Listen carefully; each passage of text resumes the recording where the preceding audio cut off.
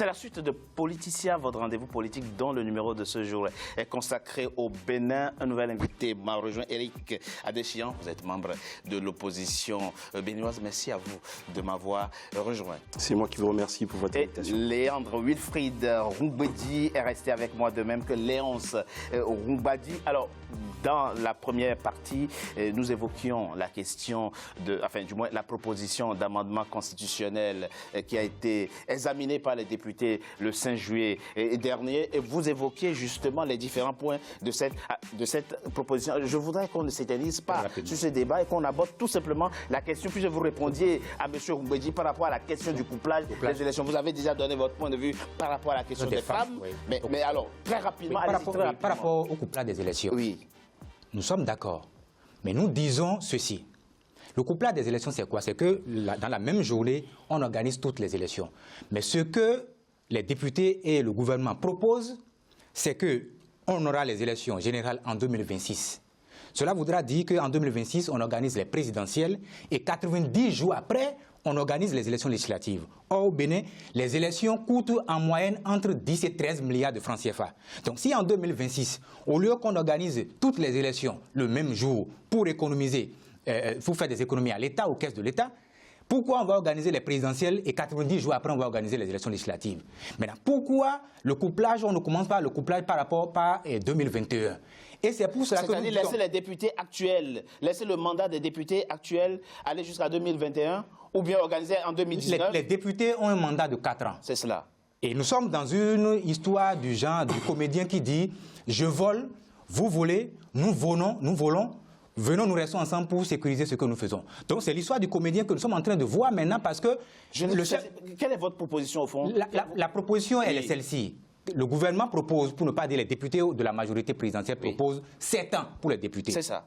Donc, le chef de l'État a dit à un journal français, moi, dans tout ce que je fais, je pense d'abord à moi-même. Donc, ça veut dire que le chef de l'État a déjà pensé à lui-même d'abord, en refusant d'organiser les élections présidentielles en 2021, et lui donne 7 ans. C'est pas ce qu'on comprend de l'explication donnée par M. Roumbedi. Je vous dis que ce qui est caché, le piège contenu dans cette proposition de loi qui modifie notre loi fondamentale, c'est de permettre au chef de l'État de s'éterniser au pouvoir jusqu'en 2026, de ne pas organiser les élections présidentielles. Si on vous comprend bien, le projet, du moins la proposition d'amendement insinuait pas une espèce d'habillage avec les autres points, insinuait qu'en 2021, il n'y aura pas d'élection présidentielle en 2021. En tout cas, c'est pas ce que j'ai compris de votre explication, M. Roumbedi. Et vous avez raison de ne pas comprendre ça ainsi.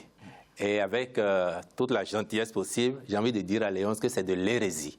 Parce qu'on ne peut pas admettre. Et je connais un peu, du moins, la foi chrétienne évangélique qu'il affiche. Je crois que même en politique, il y a un minimum de vertu et de vérité qu'on doit au peuple.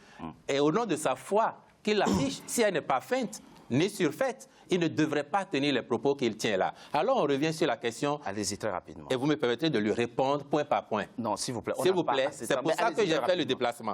Vous me permettez de lui répondre point par point. Sur la question du mandat présidentiel, c'est l'hérésie totale. Vous avez bien noté tout à l'heure qu'ils ont une minorité de blocage à l'Assemblée, n'est-ce pas? Cette minorité, demandez-lui, pour autant qu'elle n'aurait pas compris la disposition portant sur la généralisation des élections, quel est l'amendement qu'elle a fait, cette opposition au Parlement, qui a pris part au séminaire organisé où tous ont pris la parole. Si pour autant il y avait un piège que cette opposition ne comprenait pas, il lui était loisible même de faire un amendement. C'est un faux débat. Nous sommes à 2 ans. Le président Talon n'a pas encore fait la moitié de son mandat. C'est vrai. Et vous pensez déjà, si ça n'est pas de la malhonnêteté intellectuelle et politique, vous pensez déjà qu'il voudrait se donner un 2e mandat sans passer par les urnes. Cela dit, l'opinion a bien compris que c'est du n'importe quoi. Et là-dessus, ceux qui ont l'art, justement, de la roubladise politique, c'est ceux qui sont passés aux affaires il y a quelques années et qui, vers la fin de leur mandat, ont tout fait pour essayer de se donner une prolongation à la tête de l'État, ce que nous avions empêché formellement. Pour en revenir à la question des femmes et des mesures sociales. Il s'embrouille. Ah non, parce que j'ai entendu gros mensonge. Il s'embrouille plus seul. Alors laissez-moi vous dire, on ne reviendra pas sur la question des femmes, mais permettez-moi de faire 2 précisions. Les mesures sociales contenues dans le budget de l'État. Non, monsieur, non. Je ne réponds pas à la question des femmes. On ne fait pas des bilans. Je me permets de rebondir. Oui, très rapidement, monsieur Ongbedji. Vous savez très bien, de toute façon, que la modification du mandat des députés a déjà été actée par le passé, par une décision de la Cour constitutionnelle en 2006.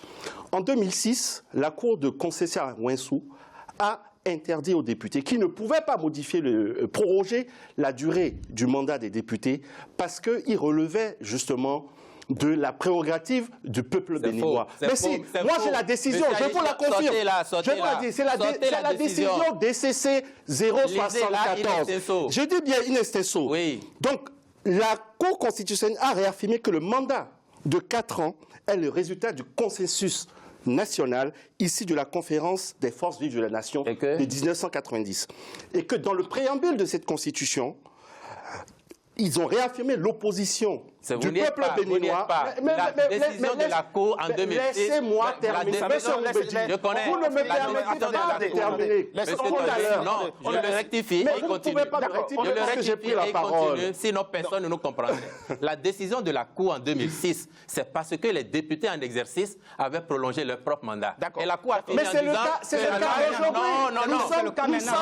La Cour a fini en disant que la loi dispose pour l'avenir. Or, en l'espèce, aujourd'hui, il ne s'agit pas du mandat en cours. Il s'agit du mandat qui va venir en 2019. Oui, mais même le mandat en cours de 2019. N'en rajoutez pas à la malhonnêteté. Le préambule de la Constitution empêche... Justement, il ne s'agit pas de la motivation. Non, là, de la malhonnêteté intellectuelle. Il s'agit justement d'une interprétation, d'une décision constitutionnelle. Les députés aujourd'hui, leur mandat ne peut pas être prorogé par les députés. Il ne s'agit pas des mandats d'aujourd'hui. Il ne s'agit pas... Ce n'est pas le mandat actuel. Monsieur Alichan, il ne s'agit pas du mandat actuel. Vous avez fait quelle formation? Je suis juriste. Vous lisez mal le droit, mais on n'est pas là. Vous voulez noyer le poisson. Non, vous lisez mal le droit. Sincèrement. Vous lisez mal le droit ou vous voulez enfumer les populations? Je vous ai écouté parcimonieusement. Vous voulez enfumer les populations? Je vous écoute, mais je vous permets pas. C'est ce qu'il faut à Cotonou, c'est ce qu'il faut. Alors, de toute évidence, ce sont les spécialistes du droit constitutionnel qui vont vous départager sur la question d'interprétation de la jurisprudence de la Cour de Concepcia, Ouensou, ou même des dispositions constitutionnelles. Le débat reste tout de même que, effectivement, l'opposition reproche au pouvoir d'avoir la même mise sur les institutions de la République, de les vassaliser. Est-ce le cas dans la réalité? On en parle après ce reportage signé Lefty Ounou, notre correspondant au Bénin.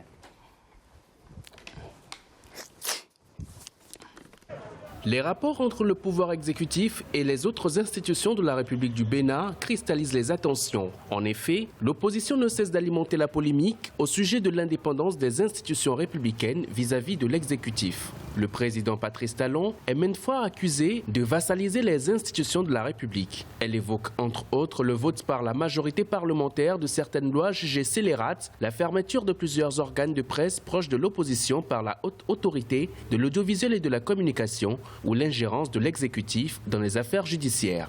Dans le Bénin d'aujourd'hui, il est apparent, il est évident que nous nous retrouvons de plus en plus dans une sorte de prise en otage de certaines institutions par d'autres, et quelquefois avec l'avis favorable des animateurs de ces institutions. Je pense que le rapport qui a existé, en tout cas pas constat, le rapport qui a existé entre les pouvoirs, les régimes respectifs que nous avons connus et les institutions de la République d'un côté, c'est souvent un rapport de bataille de pouvoir. Ce n'est pas un rapport de systématiser la gouvernance pour une efficacité démocratique. Dans son projet de société, alors qu'il était candidat, le président de la République, Patrice Talon, avait promis de moderniser la vie politique et institutionnelle et renforcer les droits de l'homme au Bénin. Après 2 ans d'exercice du pouvoir, il y a eu des avancées par rapport à la modernisation du secteur judiciaire. Cependant, les droits fondamentaux et libertés publiques ont subi des coups, notamment la suppression du droit de grève dans le secteur de la santé, de la justice et de la sécurité, après un revirement jurisprudentiel opéré par la Cour constitutionnelle, présidée par l'ex-garde des Sceaux, Joseph Djogbenou.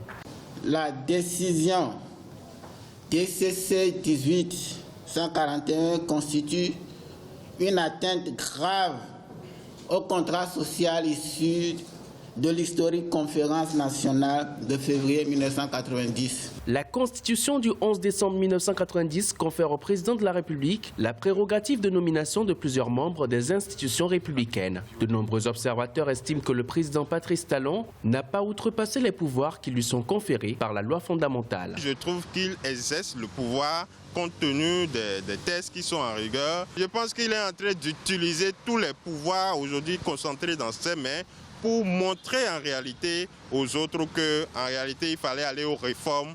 Sur ce que c'est que les acquis démocratiques, il y a toujours des reproches à faire à ces gouvernements. Sous Soglo, il y en avait eu, sous Kérékou, il y en avait eu, sous Talon, et avec Yahi Boni, on en a connu, et aujourd'hui avec Patrice Talon aussi, on peut dire aujourd'hui que les acquis démocratiques sont beaucoup touchés. Dans ces projets de réforme, le président Patrice Talon a proposé la limitation des pouvoirs de l'exécutif en vue d'assurer l'indépendance des institutions. Mais son projet de révision introduit en avril 2017 avait été rejeté par le Parlement. Éric Adéchian, très rapidement, il faut qu'on clarifie un point en ce qui concerne la critique que vous faites au président Patrice Talon et à son gouvernement. Dans tout pays, lorsque un président est élu, il nomme au poste de responsabilité les cadres de son parti, s'il en a un, s'il a un parti, ou les gens qui lui sont proches. Et ça ne fait pas de ces gens-là des incompétents et des corrompus. Pourquoi au Bénin c'est particulièrement décrié? Pourquoi c'est un problème au Bénin qui est à la tête de certaines institutions des gens qui sont proches du président Patrice Talon? Écoutez, c'est quand même unique et spécial au Bénin, quand même, sous la gouvernance de Patrice Talon, qu'on puisse avoir le ministre de la Justice, garde des Sceaux, qui soit un ancien avocat. D'accord. Le président de la Cour constitutionnelle actuellement, M. Joseph Djogbenou, qui soit l'avocat personnel. Quand je parle d'avocat personnel, c'est-à-dire que par un passé, il a défendu dans des affaires. L'actuel garde des Sceaux, également M. Kenom, c'est aussi un ancien avocat personnel de Patrice Talon. Et moi, ce qui m'a surtout beaucoup frappé, c'est lors du procès du Bénin contre le citoyen Sébastien Adjavon. J'ai remarqué qu'il n'y avait que les avocats personnels du chef de l'État qui représentaient le Bénin face aux avocats d'un citoyen qui s'est senti lésé. Et il a dû aller à la Cour africaine des droits de l'homme pour revendiquer justement un certain nombre de droits qui avaient été violés dans son pays.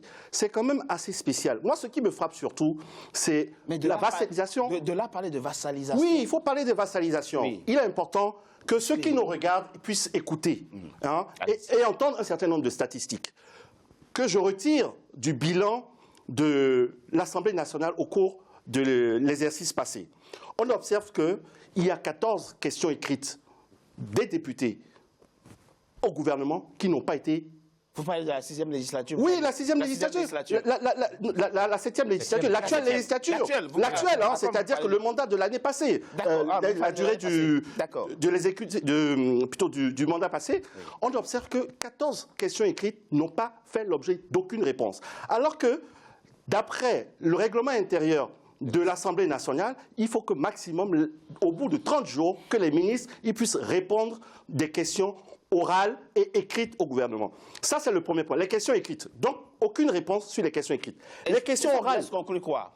Non, mais écoutez, mais ça montre vraiment, je vais aller un peu plus loin, parce qu'il ne s'agit pas d'une seule statistique. Les questions écrites, il n'y a eu aucune réponse. Les questions orales, pareil, on a un taux de réponse de à peine 50%.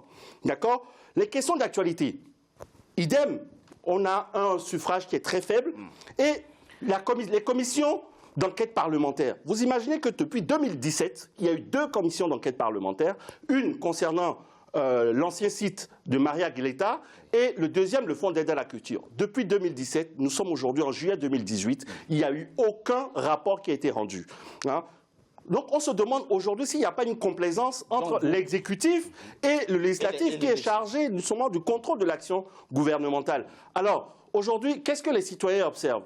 On observe une certaine vassalisation, on l'a si bien dit, et le chef de l'État, mon compatriote Léon Songbadji l'a précisé, le chef de l'État a demandé aux députés, lors du lancement du programme d'action gouvernementale en décembre 2016, il a demandé aux députés de voter les yeux fermés. Mais c'est quand même assez grave. On ne peut pas parler de boutade dans ce cadre-là. Le 5 juillet dernier, 19 députés n'ont pas voté les yeux fermés et ça produit le résultat qu'on connaît. Léandre Wilfried Roumbedji, permettez-moi qu'on avance. On ne peut pas répondre à tout, mais c'est à vous de voir. J'ai envie de vous poser une question, mais vous l'avez évoqué vous-même dans la première partie. Vous avez dit la décision des 8 députés qui ont proposé donc cet amendement qui a été rétorqué venait de ce que la Cour constitutionnelle avait rendu une décision, notamment sur la question des femmes.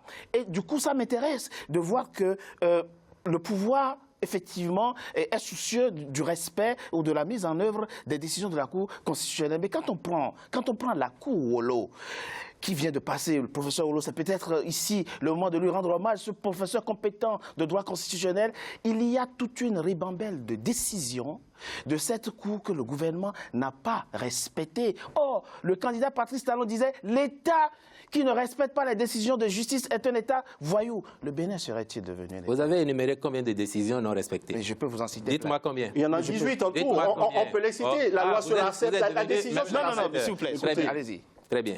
C'est pour comprendre, vous voyez. Monsieur Togwe, est-ce que je peux parler? Bien sûr. Comme ils ont eu le temps de parler aussi longuement. Dans cette deuxième partie, Léon n'a pas encore parlé. Vous aurez le temps, Léon. Léon a été le premier à parler. Allez-y. Et Adéchian en plus. Après le reportage, est-ce que je peux parler? Allez-y. Est-ce que je peux parler? Allez-y. Bien. J'ai entendu tellement de choses. Certaines ont la douce vertu de l'illusion de ceux qui parlent, de ceux qui ne savent pas. Et d'autres ont le vice incommensurable de la volonté, on va faire ce débat dans le cadre de la même pas chercher à comprendre. D'accord? Et donc, on ne peut pas. Non, on ne s'insulte pas, on ne s'investit pas. Je vous ai dit tout à l'heure que c'est l'insolence qui caractérise le régime. C'est l'insolence. Vous avez bien noté que j'ai parlé de douce vertu et que je parle de vice. La vertu, on la voit, savoir l'honnêteté professionnelle de reconnaître. Les statistiques que je vous apporte, ils sont disponibles sur le site de l'Assemblée nationale. On laisse M. Roumbedji continuer. Alors, quand je dis qu'ils ne savent pas, j'ai bien dit que certains propos ont une douce vertu et d'autres un vice. Le président de la République et le gouvernement n'administrent pas l'Assemblée nationale. Les questions orales et les questions écrites sont appelées en plénière suivant l'organisation de l'Assemblée nationale. Et chaque fois, il est arrivé, je le reconnais, il est arrivé actuellement, s'il vous plaît, je n'ai pas fini, il est arrivé actuellement, comme il est arrivé hier, que pour diverses raisons, certaines questions programmées n'aient pas été vidées. Mais à chaque fois... Lesquelles? Non, soyons factuels. C'est important qu'on soit factuel. Alors, j'ai écouté pendant 15 minutes. Allez-y, non, je ne crois pas. 15 minutes, non, allez-y. Allez-y, M. Roumbedji. J'ai dit, il est arrivé depuis 2 ans, comme il est arrivé hier, que certaines questions programmées à l'Assemblée nationale, pour diverses raisons, n'aient pas été vidées.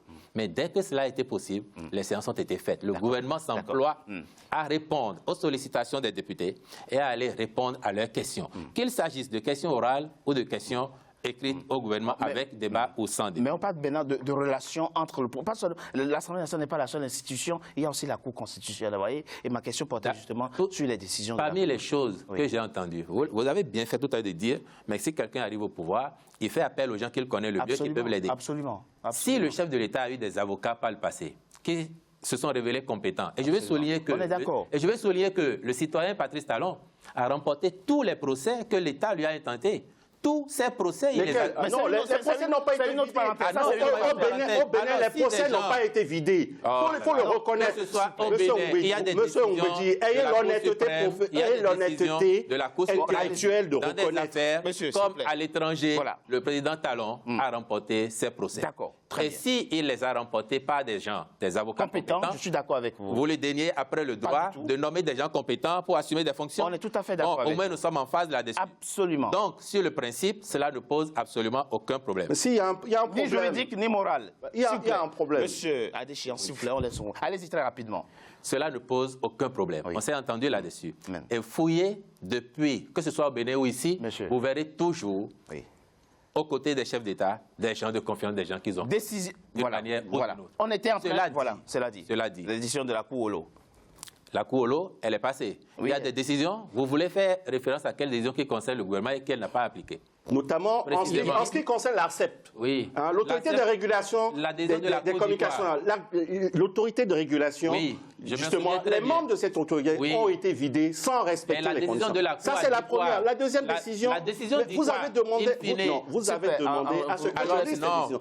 Je vous illustre. C'est le souci d'amalgamer. Mais non, ce n'est pas de l'amalgame. C'est vous n'avez pas l'honnêteté intellectuelle de reconnaître la réalité. Puisque je l'ai dit. Les décisions de la Cour, et c'est pour ça que je demande, comme tout à l'heure sur la question du mandat des députés en 2006, quel est le contenu précis? Aucune de ces décisions de la Cour. Vous êtes juriste? Oh, s'il vous plaît. Non, monsieur, est-ce que vous êtes juriste? Est-ce que vous êtes juriste? La question que je vous ai posée, vous avez me demandé au gouvernement de remettre en place les membres de la CEP qui avaient été... Je peux parler remplacé. Ce n'est pas la première fois. Le directeur de l'OATB qui a été du même au même. Ce n'est pas du même, ce n'est pas que ça. Il y a un autre point. Monsieur Togbe, parce qu'ils ont parlé plus de 10 minutes ensemble, j'ai le droit de répondre. Vous savez que je vous ai laissé. J'ai le droit de répondre. Depuis que vous n'abondez pas la question que je vous ai posée. Vous ne me laissez pas vous répondre et vous ne me laissez pas vous répondre. En 2 ans, ils ont violé au moins 24 fois la Constitution du Bénin, à raison d'une violation par mois. Bon, ça c'est très bien. Vous avez par exemple, il y a la décision de la Cour constitutionnelle qui demande à ce que COS-LEPI soit installé en décembre 2017. Ça n'a pas été fait, ça a été bloqué par les députés à l'Assemblée nationale. Mais vous voyez. Écoutez, oui, mais c'est la forme de la majorité. Aujourd'hui, vous gargarisez d'avoir une majorité à l'Assemblée nationale, mais quand il s'agit de faire face à vos responsabilités, vous passez la main au bébé.